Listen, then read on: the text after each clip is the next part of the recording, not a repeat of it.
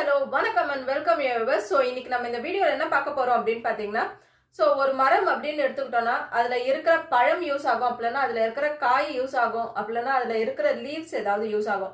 So இந்த மாதிரி அந்த மரத்துல இருக்கிற ஒரு விஷயமோ இல்லை ரெண்டு விஷயம் தான் நம்மளுக்கு யூஸ் ஆகும். பட் இப்போ நான் சொல்ல போற மரம் வந்து டாப் டு பாட்டம் வரைக்கும் இருக்கிற எல்லாமே நம்மளுக்கு யூஸ் ஆகும். ஸோ இப்போ நான் சொல்லும் போதே உங்க எல்லாருக்குமே ஒரு கெஸ் வந்திருக்கும் நான் எந்த மரத்தை பத்தி சொல்றேன் அப்படின்ட்டு. எஸ், எக்ஸாக்டா அந்த வாழை மரம் தான். ஸோ அந்த வாழை மரம் அப்படின்றது நம்ம மனுஷங்களுக்கு எவ்வளோ யூஸ் ஆகுது, அதுல இருக்கிற சயின்ஸ் அண்ட் இன்ஃபர்மேஷன்ஸ் இது வரைக்கும் நம்ம செஞ்சுட்டு இருக்கிறதுலயே நம்மளுக்கு தெரியாத விஷயங்கள், எதுக்கு இதை நம்ம செய்யறோம் அப்படின்றது நம்மளுக்கு தெரியாத விஷயங்கள் பத்தின வீடியோ தான் இது. ஸோ ஸ்கிப் பண்ணாம லாஸ்ட் வரைக்கும் பாருங்க. வாங்க வீடியோக்குள்ள போகலாம்.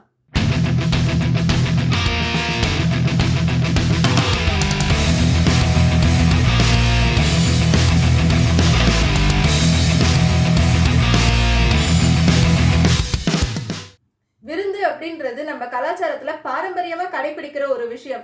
சோ கல்யாண வீட்டு விருந்தா இருந்தாலும் சரி, இல்லைன்னா டெத்து வீட்டுல சாப்பிட்ற விருந்தா இருந்தாலுமே சரி, வாழை இலையில தான் சாப்பாடு போடுவாங்க. சோ போடுற அவங்களுக்கும் தெரியாது, சாப்பிட்ற நம்மளுக்குமே தெரியாது ஏன் இந்த வாழை இலையில சாப்பிடுறோம் அப்படின்றது.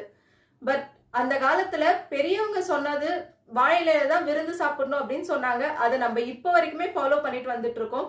ஸோ அந்த காலத்துல சொல்லப்பட்ட ஒரு ஒரு விஷயத்துக்கு பின்னாடியும் ஒரு அறிவியல் பூர்வமான காரணங்கள் இருக்கு. நம்ம முன்னோர்கள் குறிப்பா இந்த வாழை இலையில தான் சாப்பிடணும் அப்படின்னு சொல்லியிருக்காங்க. ஏன் நம்மளுக்கு வேற இலைகளே கிடையாது அப்படின்னா, கண்டிப்பா நிறைய இலைகள் இருக்கு. பட் இந்த வாழை இலையில தான் கண்டிப்பா சாப்பிடணும்னு சொன்னதுக்கான ரீசன்ஸ் என்ன அப்படின்னு பாத்தீங்கன்னா, இந்த நம்ம சாப்பிடக்கூடிய சாப்பாடுல ஏதாவது ஒரு நஞ்சு பொருள் கலந்து இருக்கு அப்படின்னா அதை இந்த வாழை இலை நீக்கிடும் அப்படின்ட்டு சொல்றாங்க. அண்ட் ஆல்சோ இந்த வாழை இலையில அதிகப்படியான ஆன்டி ஆக்சிடென்ட் இருக்கு. ஸோ இந்த ஆன்டி ஆக்சிடென்ட் நம்ம உடம்புக்கு என்னெல்லாம் யூஸ் ஆகுது அப்படின்னு பாத்தீங்கன்னா, முக்கியமா செல் ரிப்பேர் பண்ணும். ஸோ நம்ம பாடி அப்படின்றது செல்கள் மூலியமா தான் உருவாகி இருக்கு. அந்த செல்லை ரிப்பேர் பண்றது இந்த ஆன்டி ஆக்சிடென்ட் தான். ஸோ நம்ம காமனா ஃபேஸ் பண்றது எல்லாருக்குமே வந்து இந்த ஃபேஸ்ல dark patches, dark circles, dullness, wrinkles, சின்ன வயசுலயே வந்து ஏஜ் ஆன மாதிரி ஒரு லுக் இருக்கும். ஸோ இது எல்லாத்துக்குமே ரீசன் வந்து இந்த செல்ஸ் தான். ஸோ அப்பேற்பட்ட இந்த செல்ஸ் ரிப்பேர் பண்றதுக்கு இந்த ஆன்டி ஆக்சிடென்ட் யூஸ்ஃபுல்லா இருக்கு. அது மட்டும் இல்லாம நம்ம இந்த வாழை இலையில சாப்பிட்றதுனால மன அழுத்தம், புற்றுநோய், இதய சம்பந்தப்பட்ட நோய்கள் எல்லாம் வராம தடுக்கலாம் அப்படின்னு சொல்றாங்க. ஸோ இந்த வாழை இலையில வந்து பாலிஃபோனல் அப்படின்ற ஒரு காம்போனன்ட் இருக்கு. ஸோ இந்த பாலிஃபோனல் நம்ம உடம்புக்கு எப்படி யூஸ் ஆகுது அப்படின்னு பாத்தீங்கன்னா, நம்ம ஒரு சாதம் சுட சுட சாதம் வாழை இலையில போட்டு சாப்பிடும் போது லைட்டா அந்த வாழை இலை வெந்துடும். ஸோ அந்த வேகும் போது அந்த இலையில இருக்கிற பாலிஃபோனல் காம்போனன்ட் வந்து நம்ம சாதத்துல கலந்து அந்த பாலிஃபோனல்ல இருக்கிற vitamin A, calcium, carotene, citric acid இது எல்லாமே நம்ம உடம்புக்குள்ள போகுது. ஸோ இந்த வாழை இலையில சாப்பிட்றதுனால இளநரையும் வராம தடுக்கலாம். ஸோ கரோட்டின் அப்படின்ற காம்போனன்ட் வந்து முடி வந்து பிளாக்கா இருக்கிறதுக்கு யூஸ் ஆகுது. நார்மலா பூக்கடையில பாத்தீங்கன்னா பூவை வந்து வாழை இலையில சுத்தி கொடுப்பாங்க. ஏன் அப்படின்னு பாத்தீங்கன்னா, வாழை இலை வெட்டினதுக்கு அப்புறமும் கூட ஆக்சிஜனை ரிலீஸ் பண்ணிக்கிட்டே இருக்கும். அதனால இந்த வாழை இலையில வைக்கப்படுற எந்த ஒரு பொருளுமே அவ்வளோ சீக்கிரம் வாடாது. அண்ட் ஆல்சோ வாழை இலையில தான் இந்த தீக்காயம் பட்டவங்களெல்லாம் படுக்க வைப்பாங்க. ஏன் அப்படின்னு பாத்தீங்கன்னா, வாழை இலை அப்படின்றது வந்து நம்மளுடைய சர்மத்துல அவ்வளவு சீக்கிரத்துல ஒட்டாது.